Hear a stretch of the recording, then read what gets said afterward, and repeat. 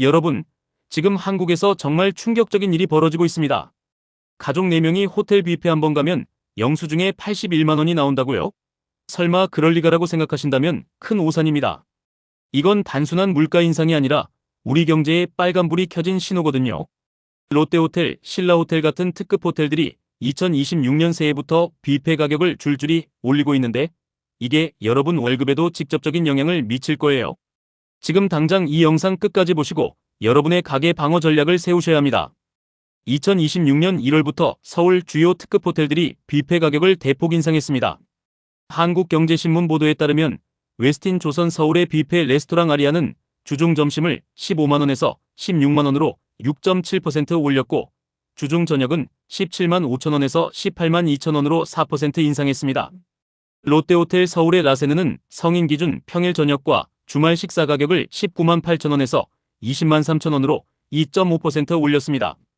신라호텔 더 파크뷰는 3월부터 주말 만찬 기준을 19만 8천 원에서 20만 8천 원으로 5% 인상하기로 했고 포시즌스 호텔 더 마켓 키친도 주말 저녁을 19만 5천 원에서 19만 9천 원으로 2% 올렸습니다. 이에 따라 성인 4명이 이들 호텔에서 저녁 뷔페를 이용할 경우 단순 계산해도 80만 원이 넘게 됩니다. 심지어 성인 2명에 어린이 2명이라고 해도 50만 60만 원대를 훌쩍 넘고 최고 90만 원까지 나올 수 있다는 게 현실입니다. 이는 일반 직장인 월급의 3분의 1에서 절반에 해당하는 금액이죠. 더 충격적인 건 이런 인상이 호텔 뷔페에만 국한되지 않는다는 점입니다. 명품업계도 동반 인상에 나섰는데 스위스 명품 시계 브랜드 롤렉스는 서브마리너 오이스터 41을 1,554만 원으로 5.7% 올렸고 랜드마너스 듀엘러 40은 2,531만 원으로 6.9% 인상했습니다. 심지어 편의점 PB 제품까지 가세해서 세븐일레븐은 PB 제품 40종의 가격을 최대 25%까지 올렸습니다. 이런 대대적인 가격 인상의 주범은 크게 3가지입니다.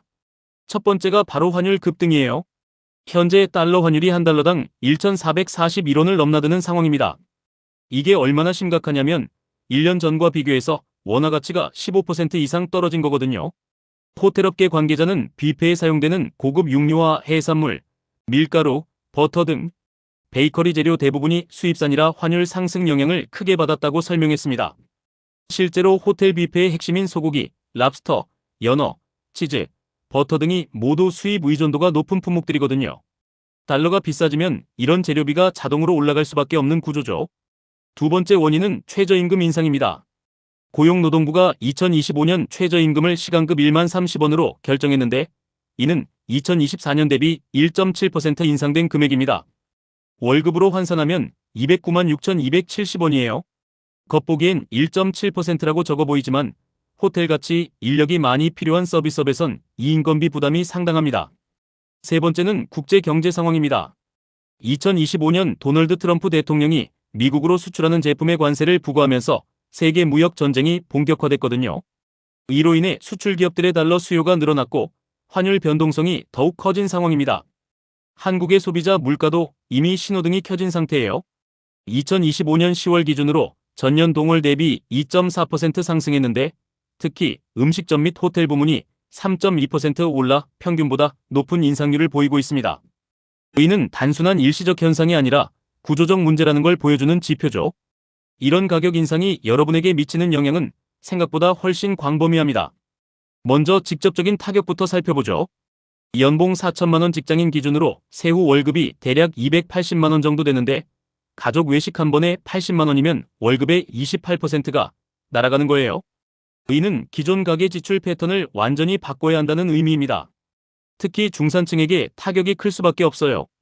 기념일이나 가족 모임 때 호텔 뷔페를 이용하던 분들이 이제는 80만 원짜리 한 끼를 고민해야 하는 상황이 된 거죠. 실제로 온라인 커뮤니티에서는 엄마가 미안해, 4명 한 끼에 90만 원은 도저히 감당할 수 없어 라는 글들이 화제가 되고 있습니다. 하지만 영향은 여기서 끝나지 않아요. 이런 프리미엄 서비스 가격 인상은 전체 외식업계에 파급 효과를 만듭니다. 호텔 뷔페가 20만 원대로 올라가면 일반 레스토랑들도 우리 가격이 상대적으로 합리적이라는 명분으로 가격을 올릴 수 있거든요. 실제로 이미 일부 고급 레스토랑들이 메뉴 가격을 10-15% 인상한 사례들이 나오고 있습니다. 더 심각한 건 이런 인플레이션이 일상 소비재로 확산되고 있다는 점입니다. 편의점 PB 제품이 25%까지 오른 걸 보면 이제 기본 생필품까지 가격 인상 압박을 받고 있다는 거예요. 이는 저소득층과 서민층에게는 더욱 직접적인 타격이 됩니다.